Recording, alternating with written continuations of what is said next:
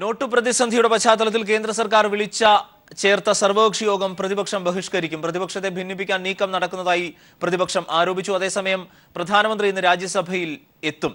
വിവരങ്ങളുമായി സന്തോഷ് സർലിംഗ്, ഞങ്ങളുടെ പ്രതിനിധി ദില്ലിയിൽ നിന്ന്. സന്തോഷ്, ഉറച്ച നിലപാടിൽ തന്നെയാണോ പ്രതിപക്ഷം? മറ്റൊന്ന്, രാജ്യസഭയിൽ നിന്ന് പ്രധാനമന്ത്രി എത്തും എന്ന പുതിയ വാർത്തകൾ കൂടി നിലവിൽ ലഭിക്കുന്നുണ്ടല്ലോ.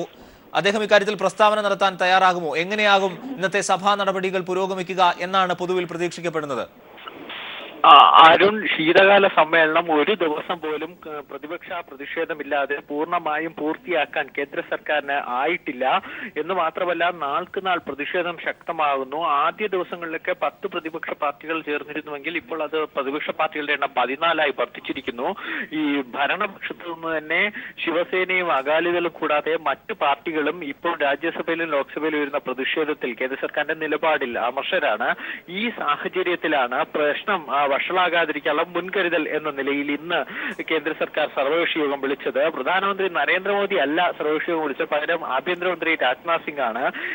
അത് അക്കാരണത്താൽ തന്നെ പ്രതിപക്ഷം ഈ യോഗത്തിൽ പങ്കെടുക്കേണ്ടതില്ല എന്ന് തീരുമാനിച്ചു. കാരണം നേരത്തെ തന്നെ രാജ്നാഥ്, അരുൺ ജെയ്റ്റ്ലി അടക്കമുള്ളവർ പ്രതിപക്ഷവുമായി പലപ്പോഴും ചർച്ചയൊക്കെ നടത്തിയിരുന്നു. അതിലൊന്നും ഫലം കണ്ടില്ല. പ്രതിപക്ഷം മുന്നോട്ട് വെച്ച ആവശ്യങ്ങൾ അംഗീകരിക്കപ്പെട്ടതുമില്ല. ആ സാഹചര്യത്തിൽ വീണ്ടും രാജ്നാഥ് വിളിക്കുന്ന ഒരു സർവകക്ഷി യോഗത്തിലേക്ക് പോകേണ്ടതില്ല. ആദ്യം കേന്ദ്ര സർക്കാർ നിലപാട് വ്യക്തമാക്കട്ടെ എന്ന നിലയിലാണ് പ്രതിപക്ഷം ഉള്ളത്. ഇന്ന് ഇടതുപക്ഷം പാർട്ടികളെല്ലാം കൂടി ആഹ്വാനം ചെയ്ത പ്രതിഷേധ ദിനത്തിന്റെ ആരംഭം കുറിക്കുകയാണ്. കൂടാതെ തിങ്കളാഴ്ച എല്ലാ പാർട്ടികളും കൂടി രാജ്യവ്യാപകമായി പ്രതിഷേധ ദിനം ആചരിക്കാനും തീരുമാനിച്ചിട്ടുണ്ട്.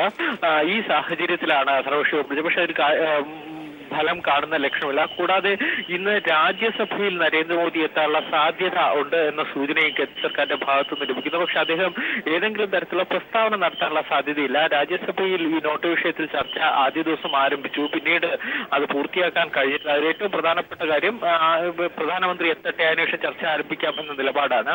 ആ സാഹചര്യത്തിലാണ് പ്രതിപക്ഷ പ്രതിഷേധം കണക്കിലെടുത്ത് രാജ്യസഭയിൽ എത്താൻ നരേന്ദ്രമോദി തുനിയുന്നത്. അരുൺ, ഈ സംസ്ഥാനങ്ങളിൽ വ്യത്യസ്ത രാഷ്ട്രീയ നിലപാടുകളുള്ള കക്ഷികൾ യഥാർത്ഥത്തിൽ ഇതിനെതിരെ കേന്ദ്രത്തിൽ ഒരുമിച്ച് ചേരുകയും വലിയ തരത്തിലുള്ള നിലപാടുകൾ എടുക്കുകയും ചെയ്തിട്ടുണ്ട് എന്നുള്ളതാണല്ലോ നിലവിൽ കാണാൻ കഴിയുന്നത്. ഏറ്റവും കൂടുതൽ കക്ഷികളുടെ സഹകരണം അക്കാര്യത്തിൽ ഉണ്ടാകുകയും ചെയ്യുകയാണ്.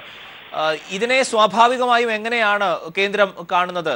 രാജ്യസഭയിൽ നിന്ന് പ്രധാനമന്ത്രി എത്തിയാലും ഏതെങ്കിലും തരത്തിലുള്ള വിശദീകരണത്തിന് ഇക്കാര്യത്തിൽ അദ്ദേഹം തയ്യാറാകുമോ? നോട്ട് വിഷയവുമായി ബന്ധപ്പെട്ട് BJPയുടെ പാർലമെന്ററി പാർട്ടി യോഗത്തിലാണ് അദ്ദേഹം സംസാരിച്ചത്, മറ്റെങ്ങും അതുണ്ടായില്ല. ആ വലിയ ആവശ്യം ഇവർ ഉന്നയിക്കുകയും ചെയ്യുന്നുണ്ട്. ആ സാഹചര്യത്തിൽ അരുൺ, രാജ്യസഭയിൽ നരേന്ദ്രമോദി എത്തുക, നോട്ട് വിഷയം സംബന്ധിച്ച് നിലപാട് വ്യക്തമാക്കുക, ഈ ആവശ്യമാണ് രാജ്യസഭയിൽ ഉയരുന്നത്. പക്ഷേ രാജ്യസഭയിൽ ഇതിനോട് ഇതുവരെ മോദി പ്രതികരിക്കുക മാത്രമല്ല, അവിടെ എത്തിയിട്ട് പോലുമില്ല.